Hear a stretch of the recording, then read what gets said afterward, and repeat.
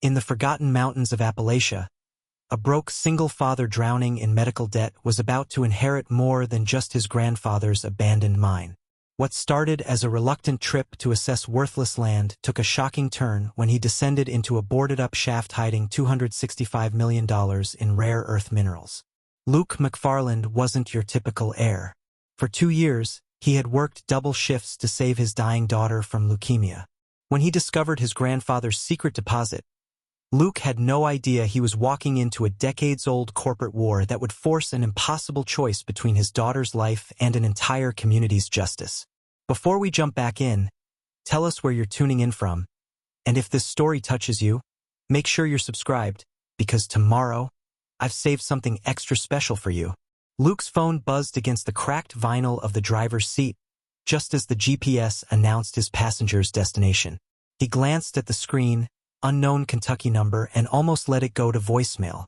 At 11:30 on a Tuesday night, nothing good came from numbers you didn't recognize. But the rideshare app was already chirping its goodbye, and his next pickup was 15 minutes away. He needed every fare he could get.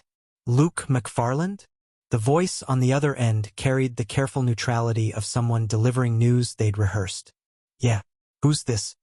Luke shifted the sedan into park, watching his passenger, a college kid who'd tipped exactly nothing, disappear into an apartment complex that had seen better decades. My name is Robert Klein. I'm an attorney in Harlan County, Kentucky. I'm calling regarding the estate of Thomas McFarland. The name landed like a stone in still water. Thomas McFarland, his grandfather, a man Luke had met exactly twice in his life, both times before he turned 5. A man his mother refused to speak about, whose existence had been reduced to a few faded photographs shoved in the back of a drawer and a vague sense of family shame Luke had never fully understood.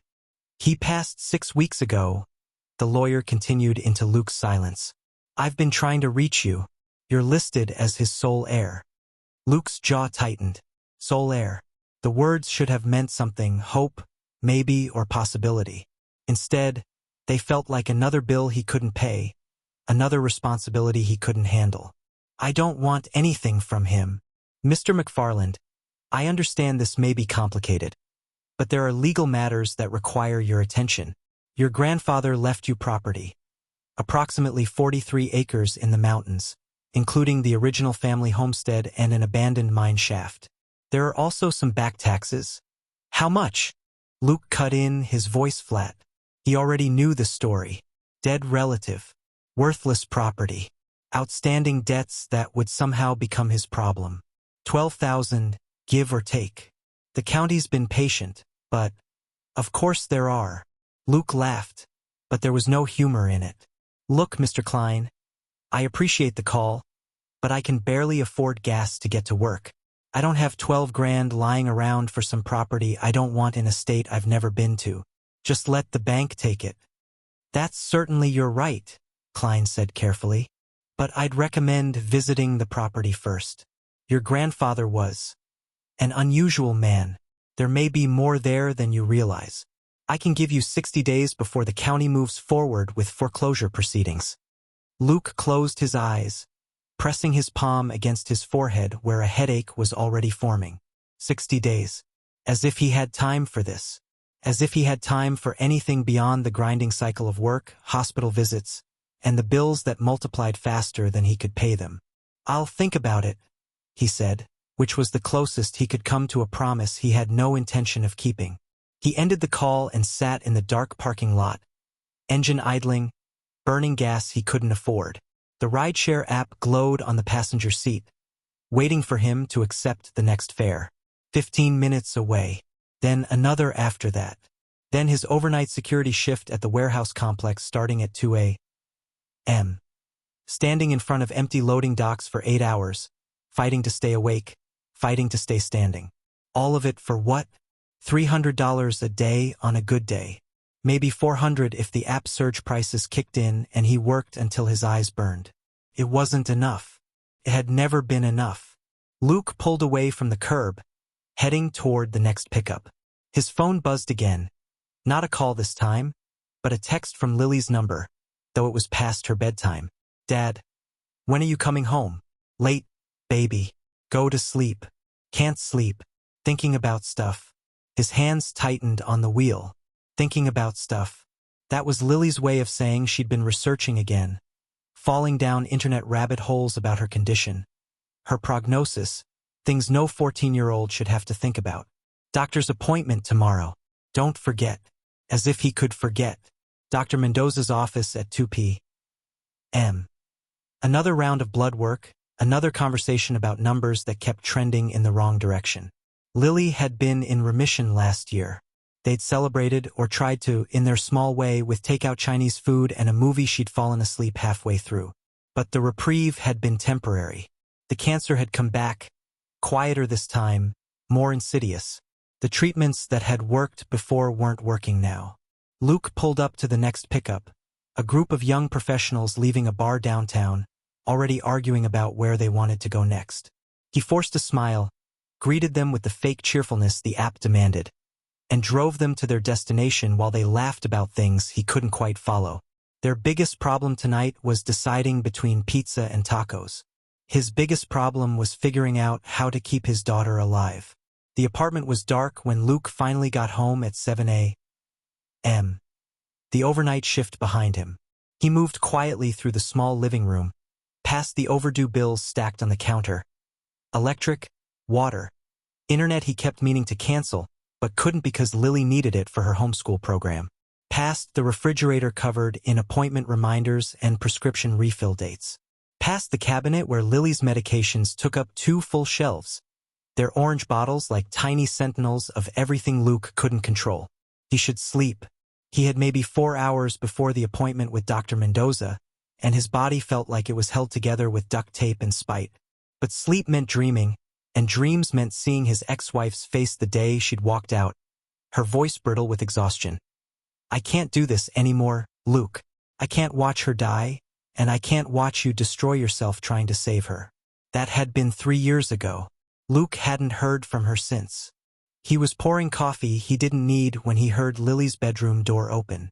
She appeared in the hallway, thin and pale in her oversized t-shirt, her hair, what was left of it after the treatments, sticking up at odd angles. But her eyes were bright with the curiosity that had always defined her, the spark that cancer hadn't managed to extinguish.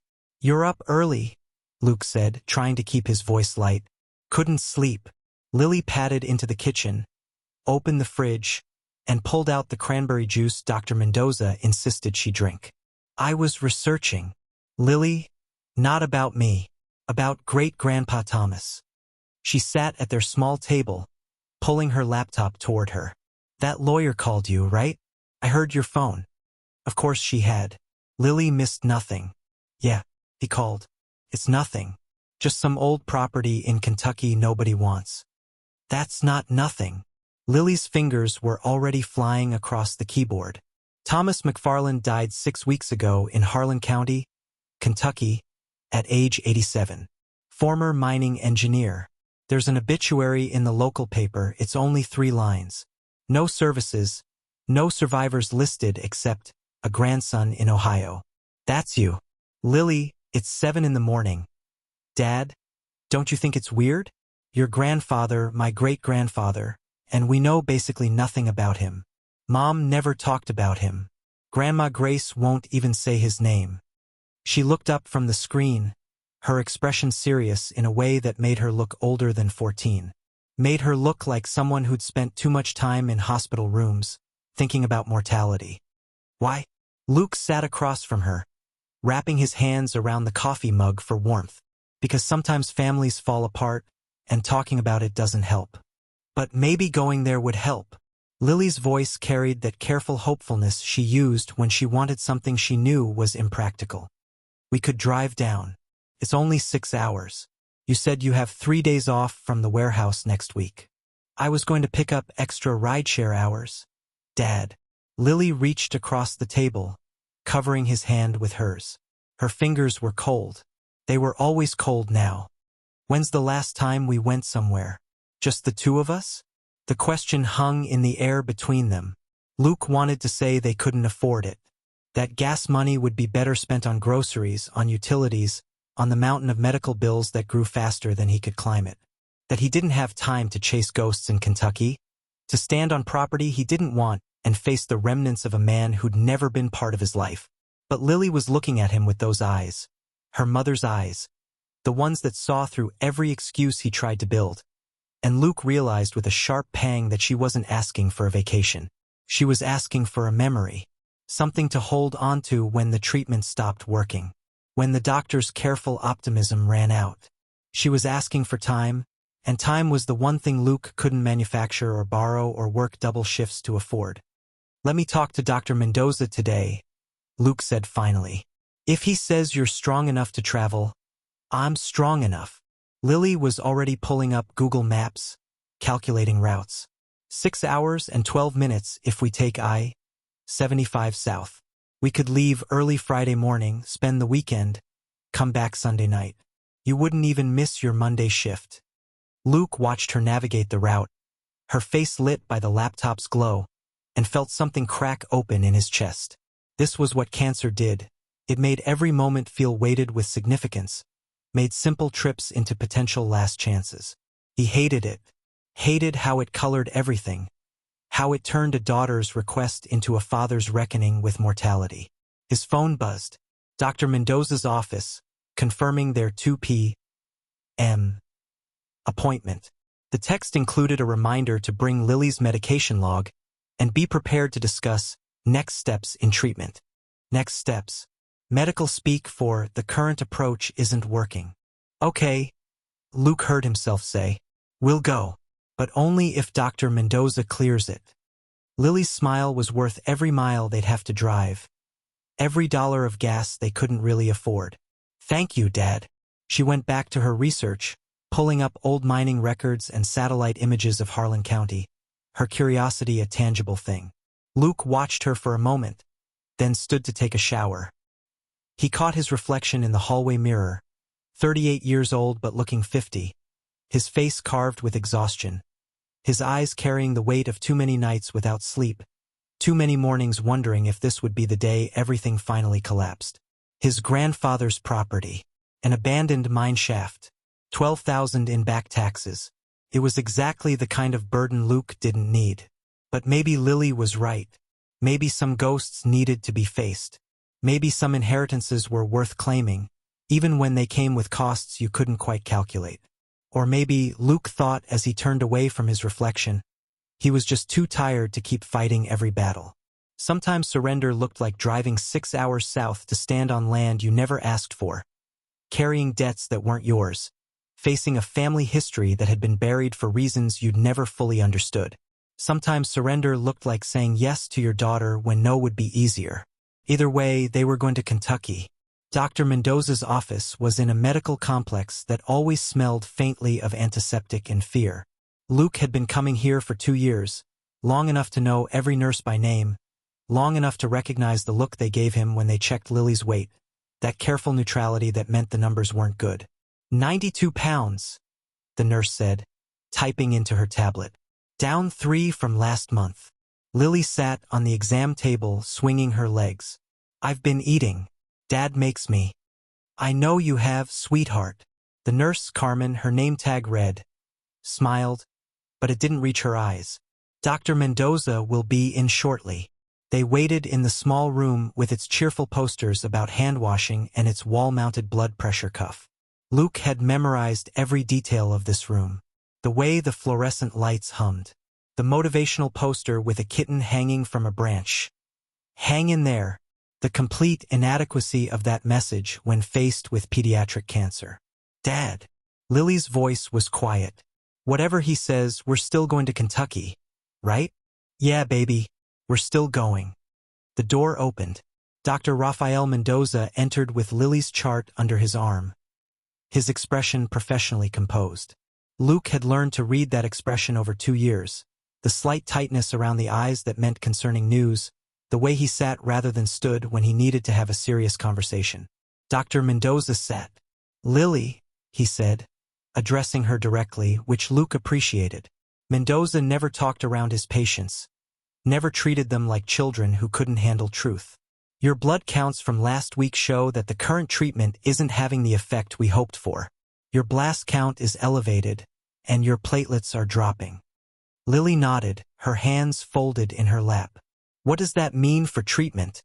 It means we need to have a conversation about other options. Mendoza glanced at Luke, then back to Lily. We've discussed CAR T-cell therapy before.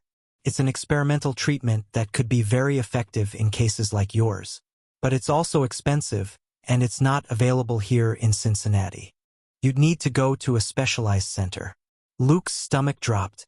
They'd talked about CAR T-cell therapy months ago, in the vague, someday sense of treatments that might become necessary. He'd done enough research to know two things. It could save Lily's life, and it cost more money than he'd ever seen in his life. How expensive? He asked, though he already knew the answer would be devastating. The treatment itself, plus the required hospital stay and monitoring, runs approximately $280,000. Mendoza's voice was gentle but clear. Insurance typically doesn't cover experimental treatments. There are clinical trials, but Lily's specific markers don't qualify her for any current studies. $280,000. The number hung in the air like a physical presence. Luke did the math automatically. How many years of rideshare driving, how many overnight security shifts, how many ways to earn or borrow or beg for that kind of money. The math didn't work. It had never worked. Preparing and narrating this story took us a lot of time. So if you are enjoying it, subscribe to our channel. It means a lot to us. Now back to the story. How much time do we have? Luke's voice came out steadier than he felt. To make a decision. 6 to 8 weeks before we'd need to begin the process. After that, Mendoza didn't finish the sentence. He didn't need to. After that, Lily would be too sick for the treatment to work. After that, they'd be discussing palliative care and how to make her comfortable. After that would be the end. Okay. Luke heard himself say the word, though nothing about this was okay. Thank you for being honest with us. Mendoza turned back to Lily. I know this is scary, but we're not giving up, all right? We're going to keep fighting. I know. Lily's voice was small but steady. Can I still travel this weekend? We're going to Kentucky to see my great-grandfather's property. Mendoza considered. Keep your medications on schedule, stay hydrated, and listen to your body. If you're feeling tired, rest. But yes, you can travel. Sometimes getting away is important too. They left with a new prescription, something to help with Lily's nausea, and an appointment scheduled for 2 weeks out. Luke drove home on autopilot, his mind spinning through impossible calculations. $280,000. 6 to 8 weeks. Dad, Lily said from the passenger seat. We'll figure it out. She sounded so certain, so impossibly, naively certain, like 14-year-olds did when they still believed problems had solutions, when they hadn't yet learned that sometimes the universe simply didn't care how hard you tried. Luke didn't answer.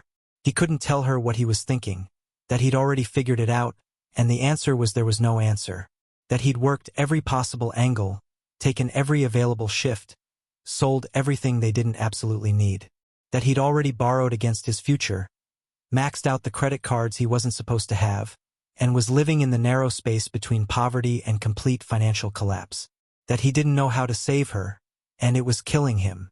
Back at the apartment, while Lily packed for their trip, carefully folding clothes and gathering her medications into a small bag, Luke stood in the kitchen, staring at the stack of overdue bills. Electric, water, credit cards charging interest he couldn't afford, medical bills from hospitals and specialists and labs, each one a reminder of everything he couldn't fix. And now, added to the pile, a phone number for a lawyer in Harlan County, Kentucky, an inheritance he didn't want, property he'd never seen, $12,000 in back taxes, just another problem he couldn't solve. Just another weight on a back that had been bent to breaking for years. Luke picked up his phone and pulled up the lawyer's number. He should call, he supposed. Tell Klein they'd be coming down, that he needed to see the property before making any decisions. But his thumb hovered over the screen, unable to commit. What was the point? An abandoned mine in Appalachia. Worthless land his grandfather had lived on alone. estranged from everyone who should have mattered. It was a perfect metaphor for the McFarland family legacy. Isolation, abandonment, and debts that got passed down like genetic diseases. But Lily wanted to go. Lily wanted to see where she came from, wanted to understand the family history she'd been denied. And if Luke had learned anything in 2 years of watching his daughter fight cancer, it was that time was precious. That some requests couldn't be denied. Not when every trip might be the last one. Every memory might be the final one. He pressed dial. Klein here. Mr. Klein, it's Luke McFarland. We spoke last night. I've reconsidered. I'd like to see the property before making any final decisions. Would this weekend work? There was a pause. Then, of course, I can meet you there Saturday morning if you'd like. Around 10? That works. Luke gave him his cell number, got directions to the property, promised to text when they were on the road. When he hung up, Lily was standing in the doorway, her packed bag in hand, hope written across her face. We're really going? We're really going. She crossed the room and hugged him, carefully, the way she always did now, conscious of her own fragility in a way no child should have to be. Luke held her gently, breathing in the scent of her shampoo, feeling the delicate architecture of her shoulders under his hands. Thank you, Dad. Don't thank me yet. It's probably just a piece of worthless land in the middle of nowhere. Maybe, Lily said, pulling back to look at him. Or maybe it's something more. Maybe Great-Grandpa Thomas left us something important. Luke didn't have the heart to tell her that Thomas McFarland had left them nothing but debts and questions. That inheritances were rarely gifts, especially not in families like theirs. That hope was a luxury they couldn't afford. Instead, he said, maybe, we'll find out this weekend. And as Lily went to charge her laptop for the trip, researching more about Harlan County and the history of coal mining in Appalachia, Luke returned to his stack of bills. He had 2 days to prepare for the trip. 2 days to figure out which shifts he could afford to miss, which bills could be delayed another week, how to stretch $300 across gas, food, and the constant bleeding of daily survival. 2 days until they drove south into mountains he'd never seen, to claim an inheritance he didn't want, from a man he'd never known. 2 days until Luke McFarland learned that some debts ran deeper than money, and some inheritances carried prices that couldn't be measured in dollars. The coffee had gone cold in his cup. Outside, morning traffic hummed past their apartment complex. Somewhere in the stack of mail was another letter from the hospital, another payment plan he couldn't afford, another reminder that time was running out. Luke picked up his phone and opened the rideshare app. He had 4 hours until his next security shift. 4 hours to make $60, maybe $70 if the fares were good. Every dollar counted now. Every single one. Because 6 to 8 weeks meant they had no time at all. And $280,000 meant they had no options at all. Unless Kentucky held something he couldn't see yet. Unless his grandfather's abandoned mine held more than dust and debts. Unless this trip south was more than a dying girl's wish and her father's desperate attempt to give her one last good memory. Luke didn't believe in miracles. He'd stopped believing in them the day Lily's first oncologist had said the word leukemia, with that careful gentleness doctors used when delivering news that shattered worlds. But maybe, just maybe, he could believe in Kentucky. In 6 hours on the road. In an old man's property and whatever secrets it held. It wasn't hope. Luke knew better than hope. But it was Friday. And Friday meant they were going. That would have to be enough. Luke's hand tightened on the steering wheel as the paved road gave way to gravel. Then dirt. The GPS had lost signal 20 minutes ago, leaving them to follow the lawyer's handwritten directions through increasingly dense forest. Beside him, Lily stared out the window, her laptop forgotten in her lap as the landscape transformed from suburban Cincinnati to something older, wilder. It's beautiful, she said softly. Luke wasn't sure he'd use that word. Isolated, maybe, forgotten, the kind of place people left behind when they had the chance. But Lily saw it differently, she always did. Where he saw decay, she found possibility. The cabin appeared suddenly through a break in the trees. Small, weathered. The wood siding had faded to gray, and the porch sagged slightly on one side. Behind it, cut into the hillside, Luke could see the boarded-up entrance to the mine shaft. Heavy planks crossed and nailed, warning signs faded but still visible. "This is it." Lily's voice carried a mix of disappointment and curiosity. "This is it." Luke killed the engine, and silence rushed in to fill the space. No traffic sounds. No neighbors. Just wind moving through pine trees and the distant call of a bird he couldn't name. They sat for a moment, neither moving. Luke studied the property through the windshield. Decades of his grandfather's life reduced to a sagging cabin and a hole in the mountain. 12,000 in back taxes. For this. "Come on," Lily said, already reaching for her door handle. "Let's see inside." Luke followed her out, his legs stiff from 6 hours of driving. The air smelled different here. Pine and earth and something else he couldn't quite place. Decay, maybe, or just time. The mine entrance loomed before them in the early morning light, its boarded planks weathered but still sturdy. Luke had spent the previous evening exploring the cabin, finding his grandfather's journals and geological surveys. Now, armed with flashlights and Thomas's hand-drawn maps, they stood at the threshold of the mine shaft. "Dad, are you sure about this?" Lily asked, though her eyes betrayed her excitement. "No," Luke admitted, "but we've come this far." He pried away enough boards to create an opening, the wood groaning in protest. Cool air rushed out from the darkness beyond, damp and mineral sharp. Luke clicked on his flashlight, the beam cutting through the gloom to reveal rough-hewn walls and ancient timber supports. They moved carefully into the shaft, Luke checking the ceiling supports every few feet. The first sections looked like any abandoned coal mine. Dark seams in the rock, rusted equipment, evidence of his grandfather's solitary work over the years. But as they descended deeper, following Thomas's precise map, something changed. "Dad, look!" Lily pointed to marks on the wall, fresh tool scrapes, newer than the surrounding rock face. Luke studied Thomas's map more carefully. There, in faded pencil, his grandfather had drawn a passage that shouldn't exist. A false wall. Luke ran his hands along the rock until he found it. Loose stones carefully fitted together, camouflaged but removable. Behind the false wall lay Thomas's secret.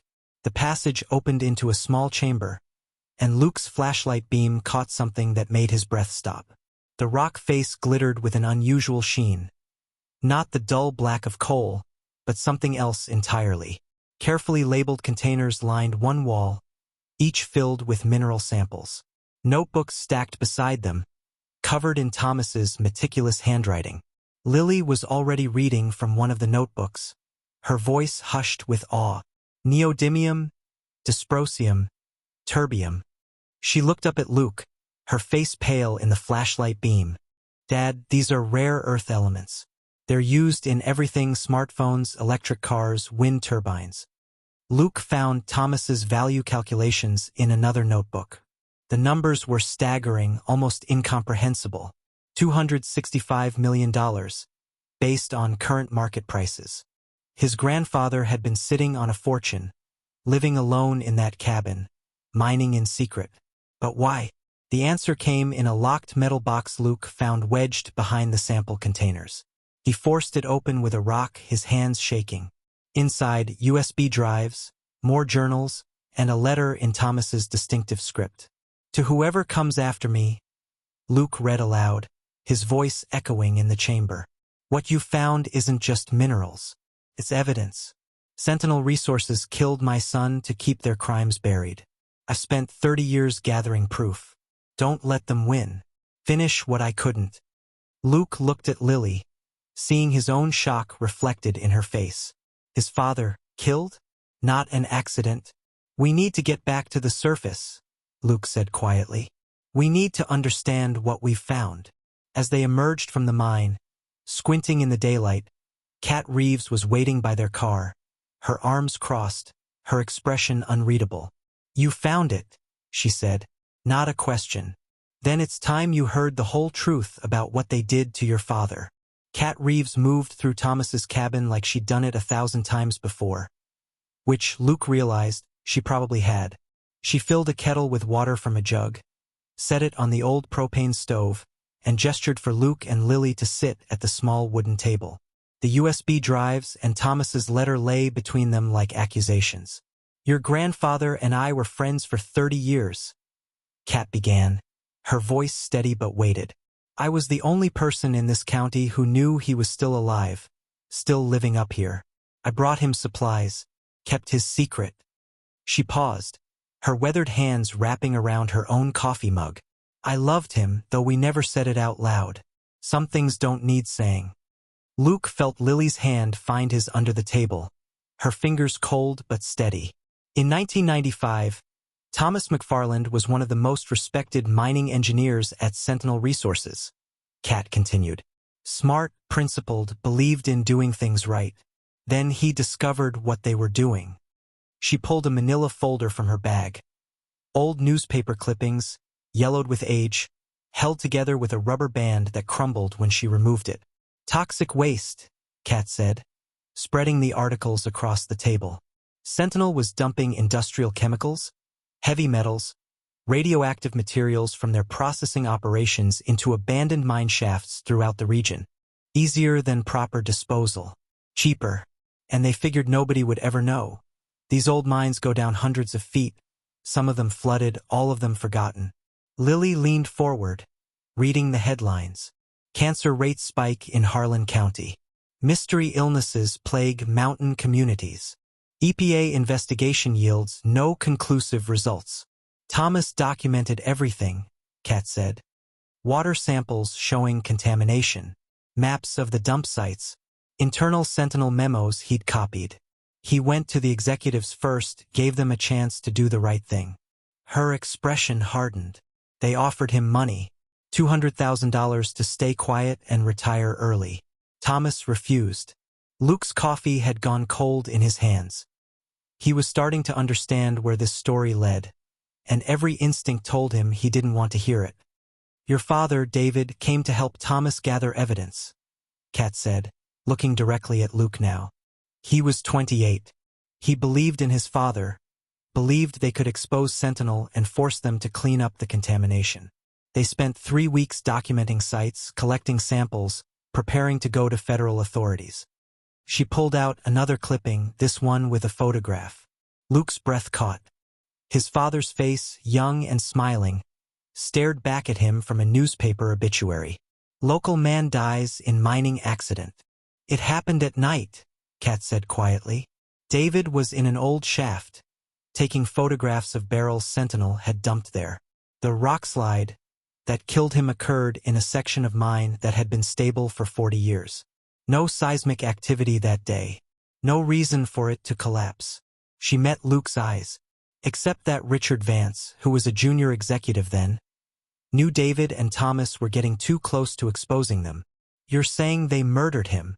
Luke's voice came out flat, emotionless. He felt Lily's grip tighten on his hand.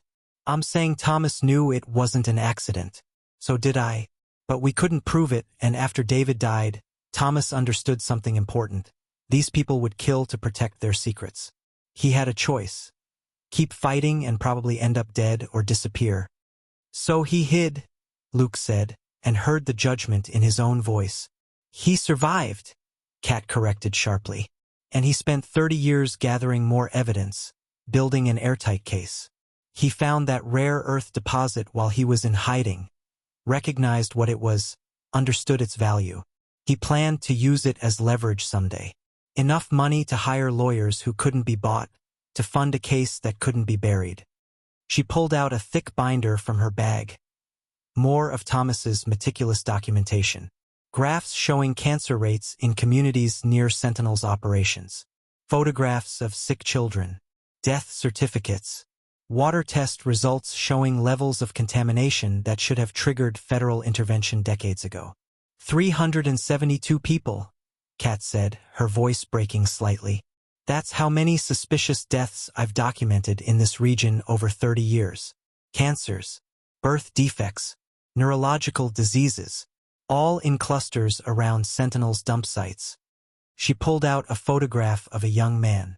"My brother, Daniel, 19 years old when he died of leukemia. Same type your daughter has." Lily made a small sound beside Luke. He looked at her and saw tears on her cheeks, but her expression was fierce, not sad. Thomas died of a heart attack 6 months ago, Kat said. Alone in that cabin, still working on his documentation. He never got to see justice done. But he left everything, the evidence, the mineral deposit, the choice, to you. She looked at Luke with an intensity that made him want to look away. The question is, what are you going to do with it? Luke's phone buzzed. Dr. Mendoza's name appeared on the screen. He almost didn't answer, but some instinct made him pick up. Mr. McFarland, I'm sorry to call on a Saturday, but I've been reviewing Lily's latest results. Mendoza's voice carried that careful tone Luke had learned to dread. We need to talk about next steps sooner than I thought. How soon can you come in? Luke looked at his daughter, at Kat's documentation spread across the table, at Thomas's letter promising evidence of murder and corporate crimes, at the USB drives that held 30 years of his grandfather's life work. Monday, Luke heard himself say. We'll be there Monday. He ended the call and sat in silence, feeling the weight of impossible choices pressing down on him. Somewhere beneath this mountain was $265 million in minerals. Somewhere in these files was evidence that could bring down Sentinel Resources and finally deliver justice for his father, for Kat's brother, for hundreds of victims. And somewhere in Cincinnati, a clock was ticking on his daughter's life. Dad! Lily's voice was small. What did Dr. Mendoza say? But before Luke could answer, they heard the sound of a vehicle approaching, expensive by the sound of its engine. Through the cabin window, Luke watched a black Mercedes SUV pull up beside their old sedan. A man stepped out, tall and distinguished in casual expensive clothes that somehow looked perfectly pressed despite the dirt road. His silver hair caught the sunlight as he approached the cabin with the confidence of someone who owned everything he saw. Kat's expression went rigid. That's Richard Vance, she said quietly. He's come to make you an offer you'll find very hard to refuse. Richard Vance knocked with the courtesy of someone who'd practiced appearing reasonable. Luke opened the door, studying the man who'd ordered his father's death. If Kat's story was true. Vance's smile was warm, his handshake firm but not aggressive. Mr. McFarland, I'm Richard Vance, CEO of Sentinel Resources. His eyes swept the cabin's interior, lingering on Kat before returning to Luke. I was sorry to hear about Thomas's passing. He was a complicated man. What do you want? Luke kept his voice neutral. To talk. May I come in? Vance didn't wait for an answer, stepping past Luke with the ease of someone accustomed to getting his way. He nodded at Lily. You must be his daughter. I understand you've been dealing with some health challenges. I'm very sorry. The presumption in those words, the casual mention of Lily's illness, sent a chill through Luke. How much did Vance know about them? I'll be direct, Vance said, settling into a chair without invitation. I know you've explored the mine. I know what Thomas found down there. And I know your situation. Mounting medical debt. A daughter who needs expensive treatment. 2 minimum wage jobs that aren't enough. He pulled out a folder from his leather bag. I'd like to make this simple for everyone. Luke remained standing, arms crossed. Lily sat very still beside Kat. Sentinel Resources is prepared to purchase the mineral rights for $15 million. Cash. $300,000 available immediately to help with your daughter's medical needs. The remaining funds transferred within 30 days. No permits needed. No lengthy surveys. We already have regional authorization. 15 million. The number hung in the air. Luke's mouth went dry. All you need to do is sign over the property rights and agree to a comprehensive non-disclosure agreement. Standard business practice. Vance's tone was almost sympathetic. I understand Thomas filled your head with stories about the past. Tragic accidents, regrettable situations. But digging into history that can't be changed only causes pain for everyone. You killed my father, Luke said quietly. Vance's expression didn't change. Your father died in a mining accident 30 years ago. I'm sorry for your loss, but sometimes we need to accept reality and move forward, especially when your daughter's life depends on it. The threat, polite, veiled, but unmistakable, settled over the room like frost. After Vance left, promising to send the contracts within 24 hours. Luke sat at the table, his head in his hands. Lily had gone outside, needing air.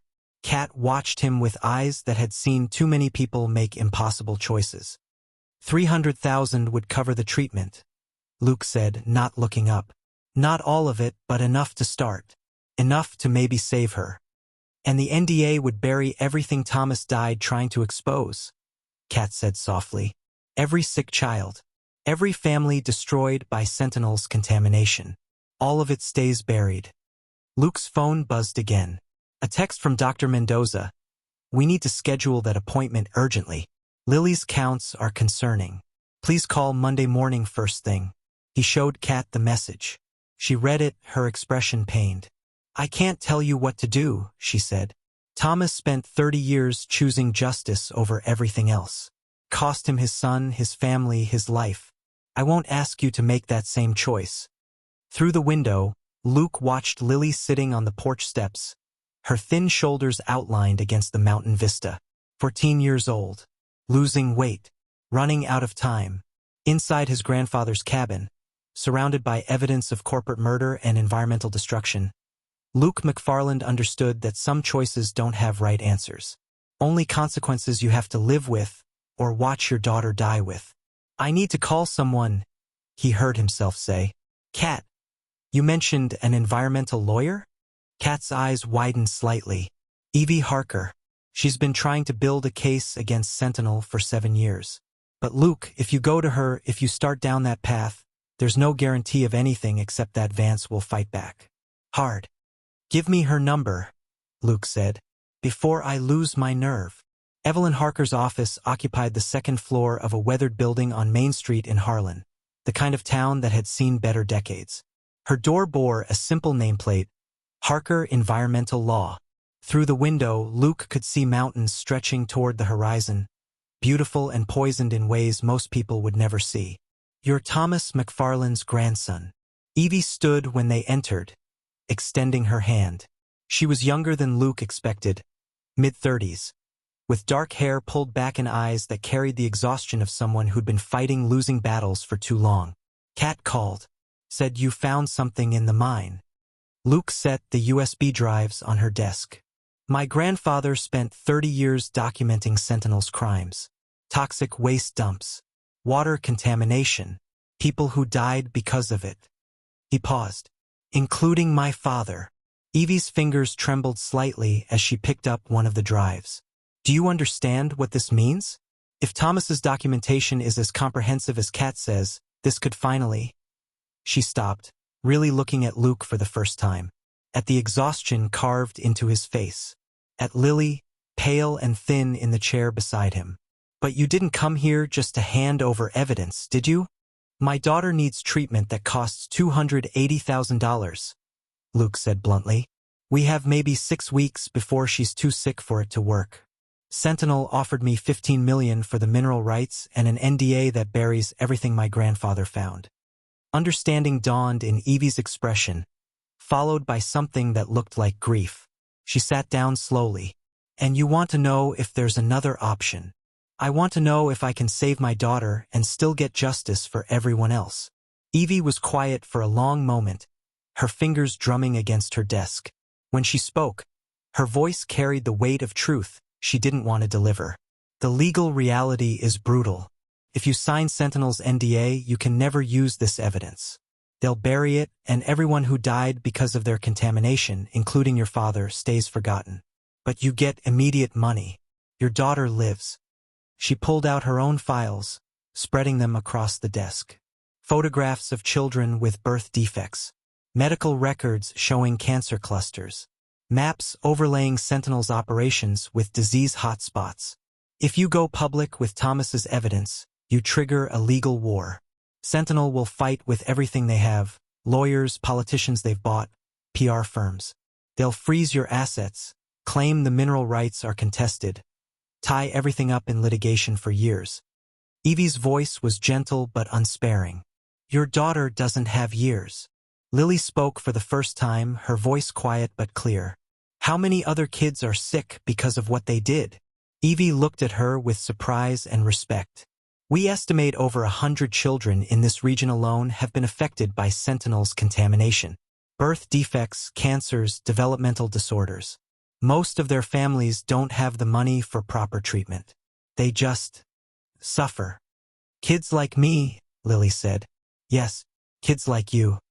Luke felt something breaking inside his chest. He looked at his daughter, this brave, impossible girl who was supposed to be thinking about high school and friends and normal teenage concerns, not dying children and corporate criminals. There might be one option, Evie said slowly, as if the idea was forming as she spoke.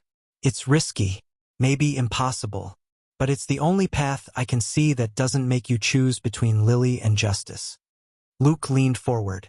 Tell me. We go public with everything. Release Thomas's evidence to media outlets, environmental groups, advocacy organizations all at once before Sentinel can react. Create such massive public pressure that they're forced to offer a fast settlement. Not just to you, but to all the victims. A settlement that includes immediate compensation for families who need medical treatment. How fast? Luke's voice was tight. I don't know, Evie admitted. It could be weeks, could be months. There's no guarantee it works at all. Sentinel might dig in, fight it out, wait for the media cycle to move on. She met his eyes. But it's the only way I can see where you might save your daughter and still honor what your grandfather died trying to do.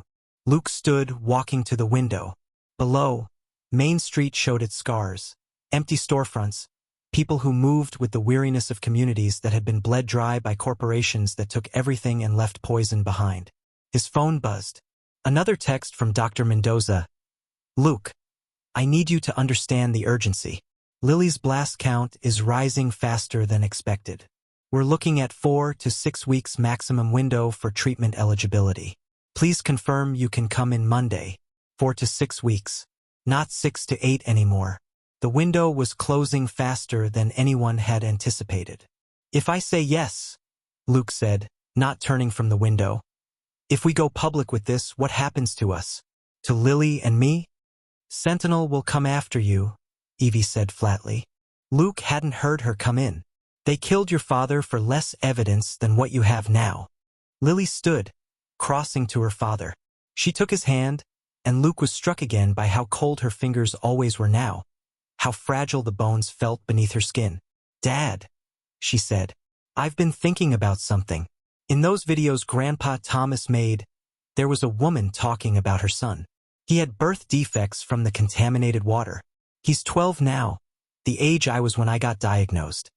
Lily, his mom doesn't have a $265 million mine to sell. Lily continued, her voice steady despite the tears on her cheeks. She doesn't have any options. None of those families do. They just have to watch their kids suffer and hope for the best. Luke pulled his daughter close, feeling her heart beat against his chest, too fast, too fragile, like a bird's. I'm not asking you to let me die, Lily whispered. I'm asking you to find a way to save all of us. The lawyer said there might be a way. It's risky, but isn't it worth trying? Luke closed his eyes. Somewhere in his mind, he heard his mother's voice from a phone call years ago, right after his wife had left. Sometimes being a parent means making choices that break you. You do it anyway because that's what love is. He'd thought she was talking about sacrifice. About putting your child first no matter the cost. But maybe she'd been talking about something else. About teaching your child that some things matter more than survival. That integrity has a price. And sometimes you have to be willing to pay it. Even when the stakes are impossibly high. Okay, Luke heard himself say. We go public. But we move fast. We have 4 weeks. Maybe less. If this doesn't work, if we can't force a settlement in time, then we'll find another way. Evie said, but Luke could hear the uncertainty beneath her conviction. Kat's phone rang. She glanced at the screen, and her expression went rigid. It's Pastor Holloway. Something's happened. She answered, listening, her face growing more concerned. When she ended the call, she looked at Luke with worry in her eyes. That was David Pastor Holloway.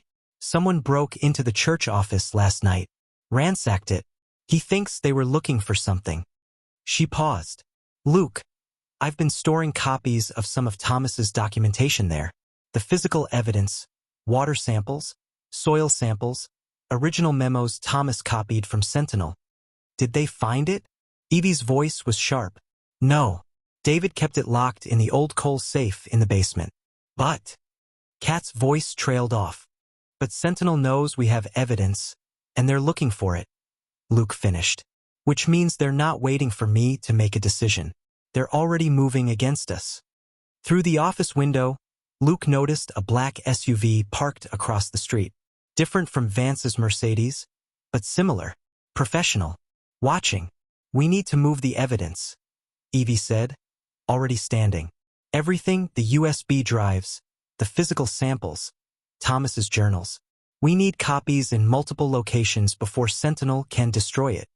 And we need to get Lily somewhere safe, Kat added, looking at the girl with the fierce protectiveness of someone who'd already lost too many people she loved to Sentinel's ruthlessness. Luke felt the walls closing in. Less than 24 hours ago, he'd been in Cincinnati, driving his rideshare route, living in the narrow space between poverty and collapse. Now he was planning to go to war with a corporation that had killed his father, poisoned hundreds of people, and wouldn't hesitate to destroy whatever stood in their way, including his daughter. There's someone else you need to talk to, Evie said, pulling out her phone. Detective Sarah Oakes, State Police. She investigated Thomas's death 6 months ago, ruled it natural causes. But she had questions. Called me afterward, said something felt wrong about the whole situation. She dialed. If we're doing this, we need law enforcement on our side. Someone who can't be bought. As Evie made the call, arranging a meeting for that evening, Luke sat beside Lily and pulled up his banking app. $317. That was what stood between them and complete financial collapse. $300 against $280,000. Against the might of Sentinel Resources. Against Richard Vance and whatever he was willing to do to keep his crimes buried. The odds were impossible. The timeline was impossible. Everything about this was impossible. But Lily's hand found his again, her grip surprisingly strong for someone so fragile. We can do this, Dad, she said. Grandpa Thomas fought alone for 30 years. But we're not alone. Luke looked around Evie's office, at Kat, who'd loved his grandfather and kept his secrets. At Evie, who'd been fighting this battle for 7 years. Waiting for someone with the courage to stand with her. At his daughter, who understood that some battles were worth fighting even when you were terrified of losing. No, Luke said quietly. We're not alone. But as the sun set over the mountains, painting them in shades of gold and shadow, Luke couldn't shake the feeling that they were running out of time. That somewhere, Richard Vance was already planning his next move. That the devil's bargain was still on the table, waiting for the moment when Luke's courage finally broke and he chose the simple, terrible salvation of letting everyone else burn so his daughter could live. For weeks, maybe less, the clock was ticking. Grace McFarland's rental car pulled up to Thomas's cabin just after dawn on Sunday. Luke watched through the window as his mother sat motionless behind the wheel, staring at the property she hadn't seen in over 30 years. When she finally emerged, she looked older than her 56 years. Her shoulders tight, her movements careful, like someone walking through a minefield of memories. Mom! Luke stepped onto the porch. You didn't have to drive all night. You said it was important. Grace's eyes swept the cabin, the mine entrance, the mountains beyond. I haven't been here since before your father died. Inside, Lily hugged her grandmother briefly before retreating to the corner where Kat sat. Grace noticed the USB drives on the table, Thomas's journals, the documentation spread across every surface. Her face went pale. Luke, what have you done? I found what Grandpa Thomas spent 30 years collecting. Evidence that Sentinel Resources has been poisoning this region. Evidence that they killed Dad. Luke's voice was flat. I want to know what you know about it. Grace sank into a chair, her hands trembling. I told you to let the bank take this property. I told you not to come here. Why? Luke pressed. Why did you cut off your own father-in-law? Why did you tell me he was to blame for Dad's death when you knew it wasn't true? The silence stretched until Kat stood. I'll take Lily outside. This is family business. When they were alone, Grace's composure cracked. Tears spilled down her cheeks, her breath coming in short gasps. "Because I took their money," she whispered.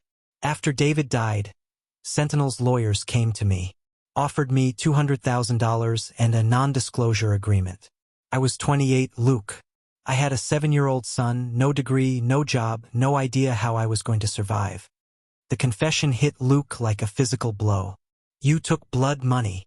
I took survival." Grace's voice rose, defensive and desperate.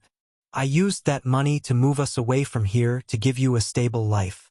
I got training, found work, raised you in a decent neighborhood with good schools. Everything I did for you. You lied to me." Luke's hands clenched into fists. "My whole childhood, you let me think Grandpa Thomas was responsible for Dad's death. You made me hate him when he was the only one trying to do the right thing." The right thing. Grace stood, her face flushed with anger and shame. Thomas chose his principles over his family. He could have taken Sentinel's offer, moved away, lived comfortably.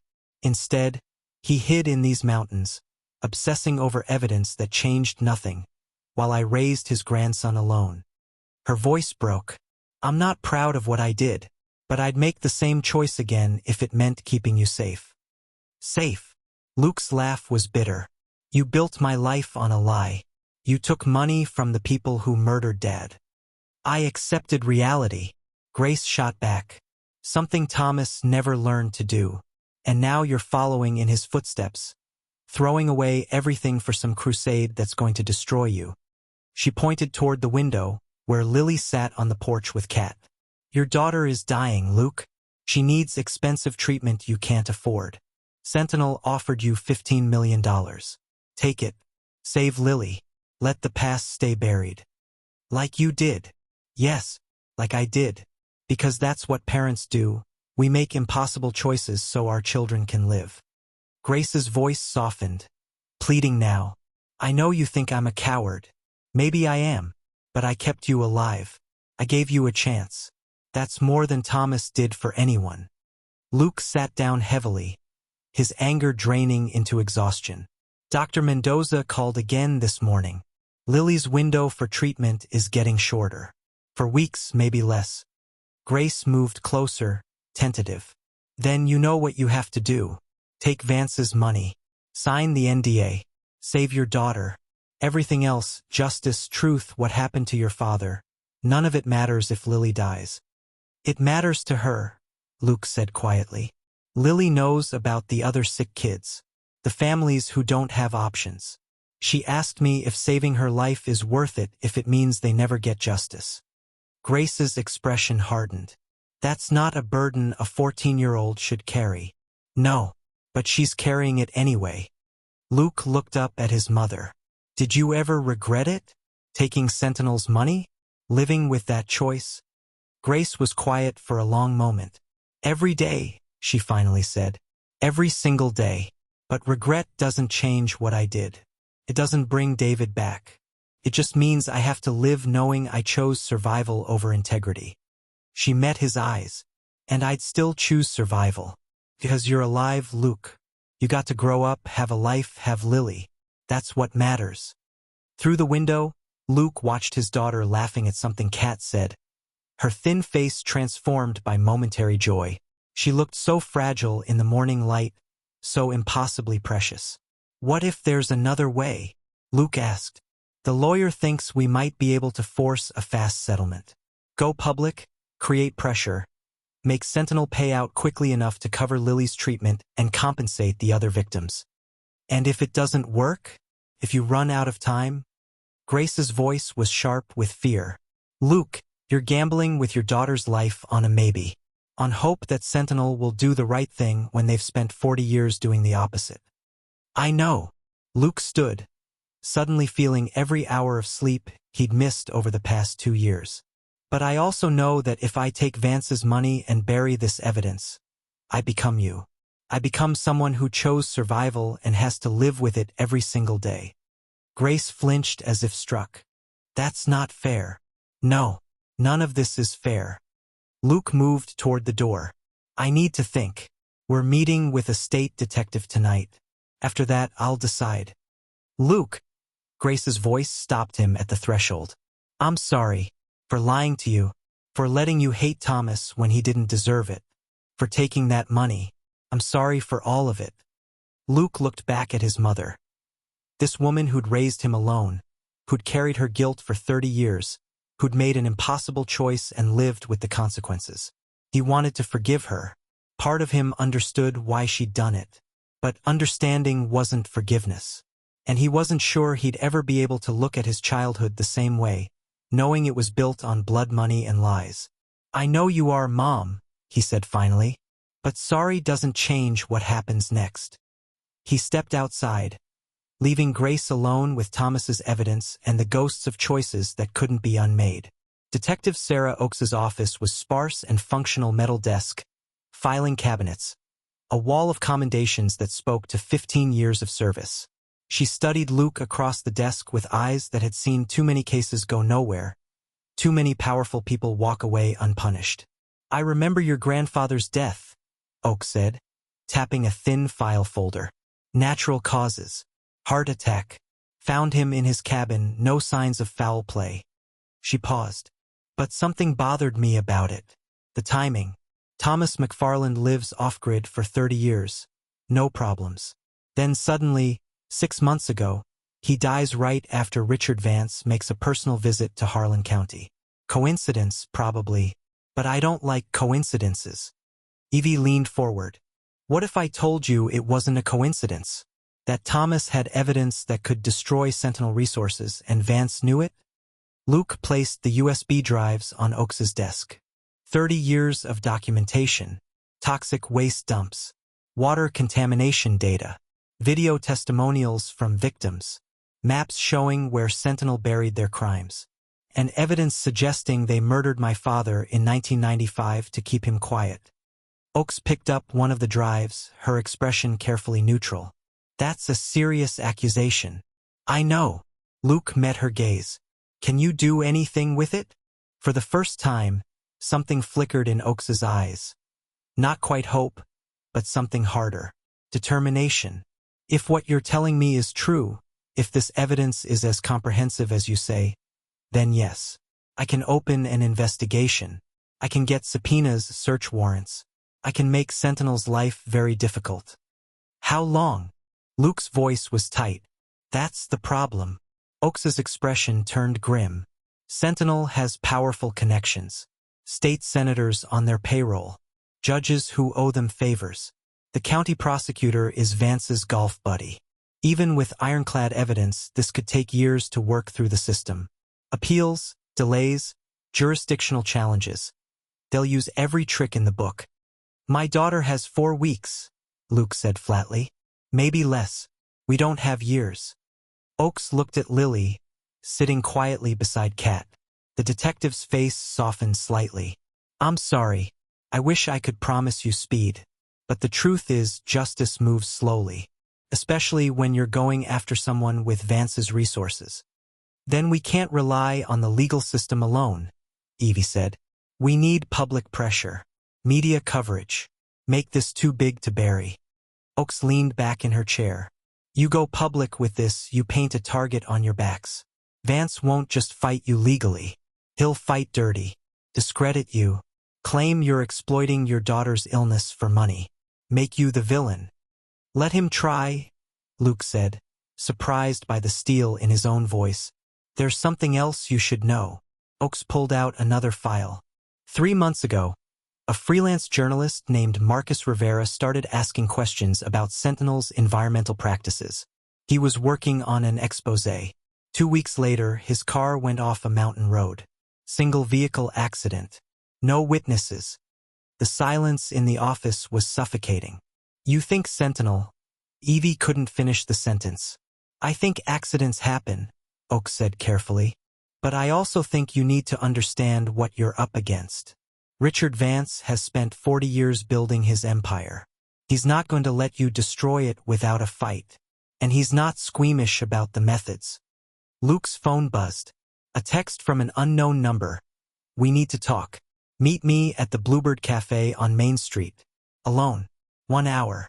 Jake Brennan. He showed the message to Oakes. Her expression darkened. Jake Brennan is Vance's head of security. Former Army Rangers. He does whatever Vance needs done, no questions asked. She met Luke's eyes. Don't go alone. Better yet, don't go at all. If Brennan wants to talk, maybe that means Vance is worried, Evie said. Maybe it means our strategy could work. Or maybe it means they're escalating, Oakes countered. Moving from legal pressure to physical threats. Luke stood. I need to know what he wants. Then I'm coming with you, Kat said firmly. You're not facing Brennan alone. The Bluebird Cafe was nearly empty at 8 p.m. Just a waitress wiping down tables and a man sitting in the back booth. Jake Brennan was exactly what Luke expected. Military bearing, cold eyes, the kind of physical presence that suggested violence was always an option. McFarland. Brennan didn't stand or offer his hand. Sit. Luke slid into the booth across from him. Through the window, he could see Kat waiting in the car, her phone ready to call Oakes if needed. I'll be direct, Brennan said. Mr. Vance sent me to deliver a message. He's willing to increase his offer to $20 million. $400,000 available immediately. But the deadline is 48 hours. After that, the offer expires. And if I refuse? Brennan's expression didn't change. Then Mr. Vance will be forced to pursue other options. Legal challenges to your ownership of the property. Injunctions. His lawyers are already preparing documentation showing that Thomas McFarland's mental state was compromised in his final years. That any mineral rights claims are invalid. That's a lie. Maybe. But it'll tie up your assets for years while the courts sort it out. Your daughter doesn't have years. Brennan leaned forward slightly. I grew up in these mountains, McFarland. I know what people think about Sentinel. But they're wrong. This company employs 3,000 people in the region. Provides healthcare, pensions, stability. You bring Sentinel down, you destroy this community. Sentinel already destroyed this community. Luke shot back. With the poison they dumped. The people they killed. Alleged poison. Alleged victims. Brennan's voice was flat. You go public with your grandfather's fantasies. All you'll do is drag sick people through a media circus that goes nowhere. Meanwhile, your daughter dies because you were too stubborn to accept help when it was offered. He stood, dropping a business card on the table. 48 hours, McFarland. After that, things get complicated. Luke watched Brennan leave, his hands shaking with suppressed rage. The threat was clear, not just legal but personal. They were coming after Lily. Back in the car, Kat gripped the steering wheel so tightly her knuckles went white. We need to get Lily somewhere safe. Somewhere Brennan can't reach her. Where? Luke's voice cracked. They know where we live. They know everything about us. Kat was quiet for a moment, thinking. Pastor Holloway. The church has a basement apartment they use for people in crisis. The community will protect her there. Brennan might be former military, but he's not stupid enough to try anything with witnesses. Luke's phone rang. Dr. Mendoza. Mr. McFarland, I've been trying to reach you all day. Mendoza's voice carried an urgency Luke had never heard before. Lily's latest blood work came back. Her blast count has jumped significantly. We're not looking at 4 weeks anymore. We need to start the treatment process within 2 weeks or she might not qualify at all. 2 weeks. The timeline had just been cut in half. Dr. Mendoza, I need complete honesty. If we start the process in 2 weeks, what are her chances? With CAR T-cell therapy? 60 to 70% chance of complete remission. Without it? A pause. Luke, without treatment, we're looking at months. Maybe less. Luke ended the call and sat in the darkness of the parking lot, feeling the weight of impossible mathematics. 2 weeks to force a settlement that might never come. 2 weeks to somehow raise $280,000. 2 weeks before his daughter crossed a line from which there was no return. Dad? Lily's voice came from the back seat, where she'd been resting. I heard. It's okay. It's not okay.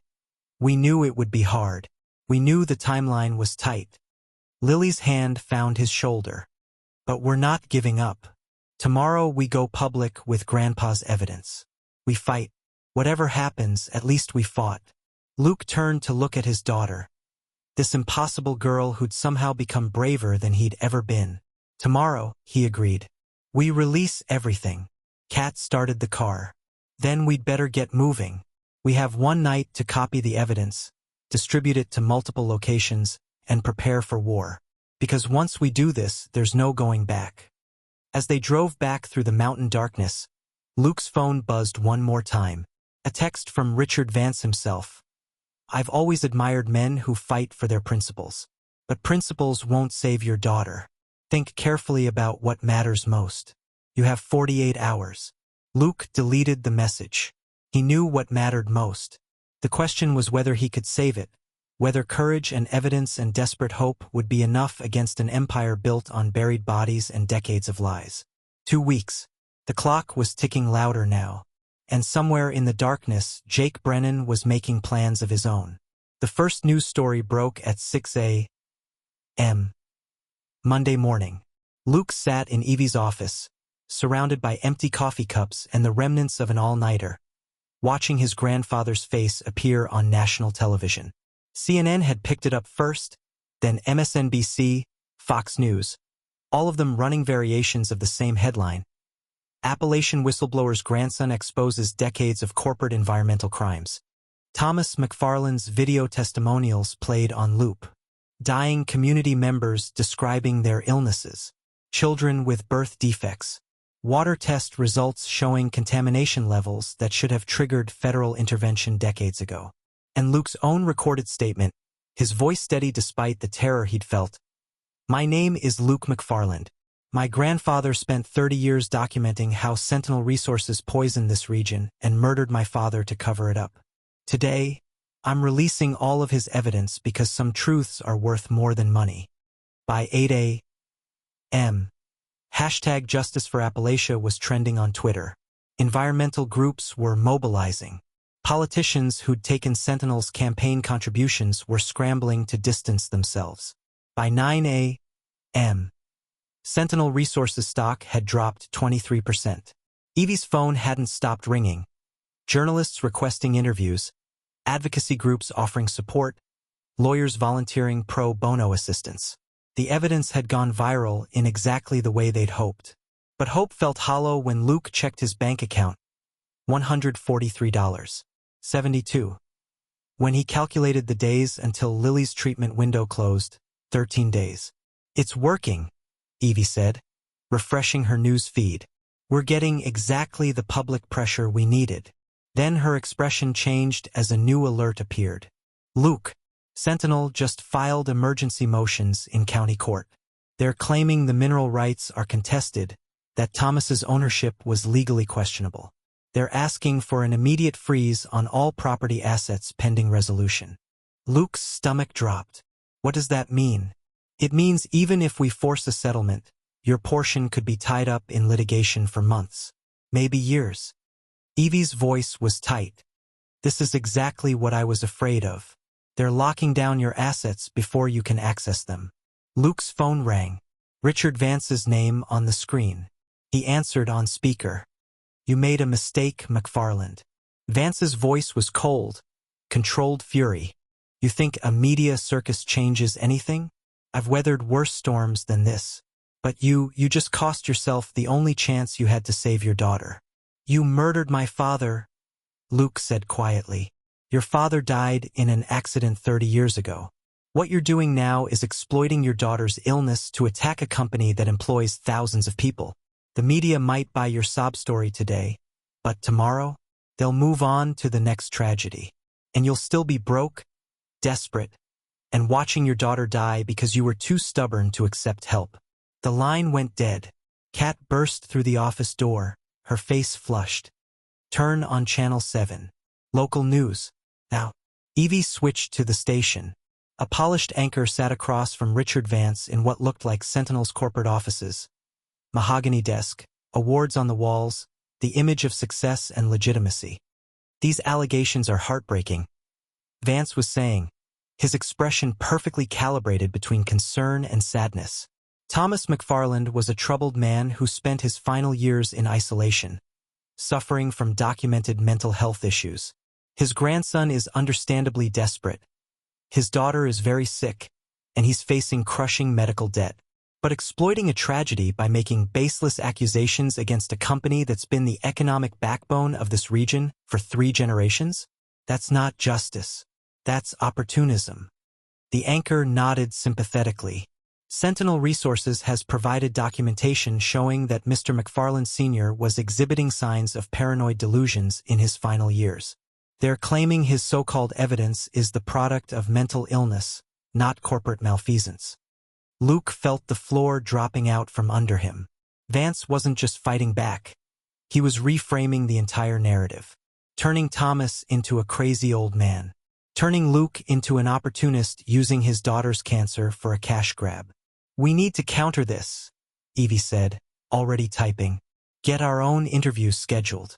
Show the actual evidence." Her computer screen flickered, then went dark. A moment later, her phone did the same. What the hell? She tried rebooting. Nothing. Luke's phone buzzed. A text from an unknown number. "Check your email." Jake Brennan. Luke opened his email app. The message contained a single photograph. Lily, walking into Pastor Holloway's church that morning, completely unaware she was being photographed. The caption read, "Pretty girl. Would be a shame if something happened to her. You have 24 hours to retract your statements and sign the NDA. After that, I can't guarantee her safety." Luke's blood ran cold. They're threatening Lily. Directly. Kat grabbed her phone, already dialing. "I'm calling Pastor Holloway. We need to lock down the church. Keep her inside until..." "Until what?" Luke's voice cracked. "Until Vance gets tired of threatening her? Until Brennan makes good on his promise? Kat, these people killed my father. You think they'll hesitate to hurt a 14-year-old girl?" The office door burst open. Detective Oakes stood there, her face grim. "I need to see that threat. Now." Luke showed her the message. Oakes's jaw tightened. "That's enough for an arrest warrant. Brennan just crossed a line." "Will you get approval?" Evie asked. "From your superiors?" Oakes's hesitation was answer enough. "I'll try, but the county prosecutor is going to fight me on this. He'll say it's just a photograph, not an explicit threat." "It's explicit enough," Luke said, his hands shaking with rage and fear. His phone rang again.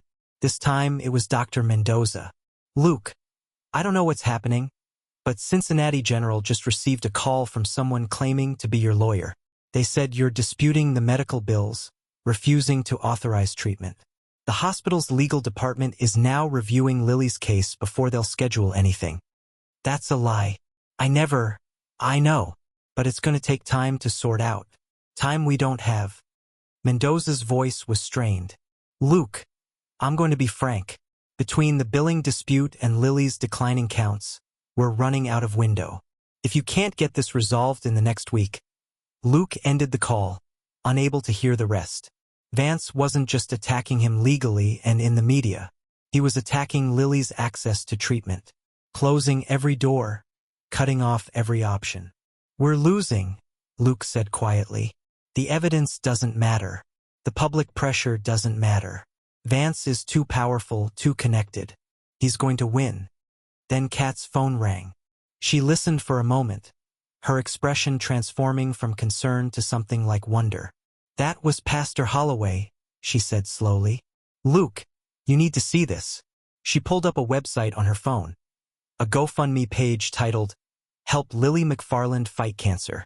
The description told her story, linked to the news coverage, explained the impossible choice Luke was facing. The fundraising goal was set at $280,000. Current amount raised, $187,000. In less than 12 hours, strangers had donated nearly $200,000. Luke stared at the number, unable to process it. "How? It's gone viral," Kat said, scrolling through the donations. People all over the country, some donating $5, some donating thousands. They're sharing it on social media, spreading it everywhere. Her voice broke. "Luke, they're fighting for you, for Lily, for everyone Sentinel hurt." Evie pulled up her own phone, refreshing news sites. "It's not just the fundraiser. Environmental groups are organizing protests at Sentinel facilities. Shareholders are demanding emergency board meetings. 3 senators have called for federal investigations. She looked at Luke with cautious hope. We're not losing. We're making them bleed. Luke's phone rang again, this time a number he didn't recognize with a Washington, D.C. area code. Mr. McFarland? This is Jennifer Thornton from the Environmental Defense Coalition. We've reviewed your grandfather's documentation. We'd like to offer you an advance against any potential settlement. $350,000, available within 48 hours. In exchange, you commit to seeing the legal case through and using any settlement funds to establish a community health monitoring program. Luke's hand shook as he held the phone. $350,000? It's a risk for us. We're betting that the case succeeds.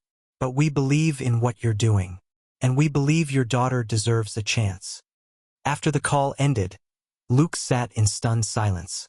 The GoFundMe, the advance. Together, it was more than enough for Lily's treatment. More than enough to tell Vance to go to hell. Dad? Lily's voice came from the doorway. She'd been sleeping in Evie's conference room, but the commotion had woken her. What's happening? Luke crossed to her, pulling her into a gentle embrace. People are helping us, baby. Strangers we've never met are giving us money so you can get treatment. Why? Lily's voice was muffled against his chest. Because they believe some fights are worth fighting. Because they're tired of people like Vance getting away with murder.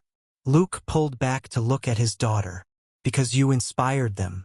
Evie's computer flickered back to life. Apparently Brennan's cyber attack had been temporary. A new email appeared from a coalition of environmental law firms. We're filing a federal class action lawsuit against Sentinel Resources on behalf of all affected community members. We're also requesting emergency injunctions to preserve evidence and prevent asset concealment. This is happening. Kat's phone buzzed with a text from Pastor Holloway. The community is forming a watch around the church. Brennan comes near Lily, he'll have to go through 50 people first. We protect our own. Luke felt something shifting. The impossible weight of fighting alone transforming into something else. Community. Solidarity. The realization that his grandfather hadn't been crazy or paranoid. Thomas had been right all along, and 30 years later, people were finally ready to listen. But the moment of hope shattered when the office door burst open again. Jake Brennan stood there, flanked by 2 uniformed sheriff's deputies. Luke McFarland, you're under arrest for trespassing, vandalism, and theft of corporate property from Sentinel Resources mine sites. Detective Oakes stepped forward. On whose authority? County Prosecutor's Office. Brennan held up the warrant, his expression triumphant. Mr. McFarland unlawfully entered Sentinel property, removed geological samples, and distributed proprietary corporate information. He's looking at felony charges. As the deputies moved to handcuff him, Luke met Lily's terrified eyes. It's okay, he said, trying to keep his voice steady. Evie, get me out. Whatever it takes. But as they led him away, Luke understood what Vance was doing. This wasn't about winning in court. This was about breaking him. About separating him from Lily in her final days. About making him so desperate that he'd sign anything, retract everything, just to be free. The war had just begun. And Luke McFarland was losing. 6 months later, Luke sat beside Lily's hospital bed in Philadelphia, watching the monitors track her recovery. The CRT cell therapy had been brutal, fevers, complications, days when he'd thought he'd lose her. But her latest blood work showed something miraculous. No detectable cancer cells. Remission. Dr. Mendoza had said that morning. His usual caution replaced by genuine joy. Complete remission. Luke's phone buzzed with a text from Evie. Federal judge approved the settlement. $180 million distributed among victims.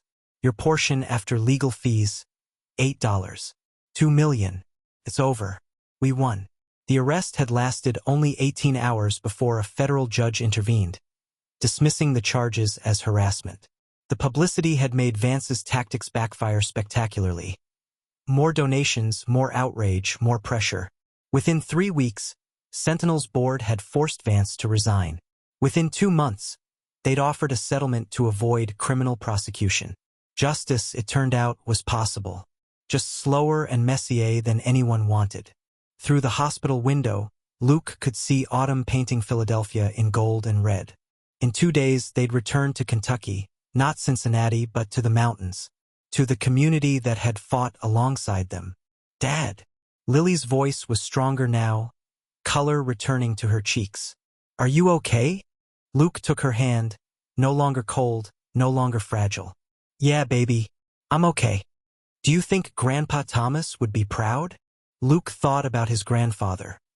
Alone in those mountains for 30 years, fighting a battle everyone said was lost. About his father who died trying to help. About his mother's choices and his own. About impossible decisions and the price of integrity. Yeah, Luke said finally. I think he'd be proud. I think they all would be. Outside, the world kept turning. Inside, his daughter breathed steadily, alive and healing. Some inheritances, Luke had learned, were worth claiming after all. Up next, you've got 2 more standout stories right on your screen. If this one hit the mark, you won't want to pass these up. Just click and check them out. And don't forget to subscribe and turn on the notification bell so you don't miss any upload from us.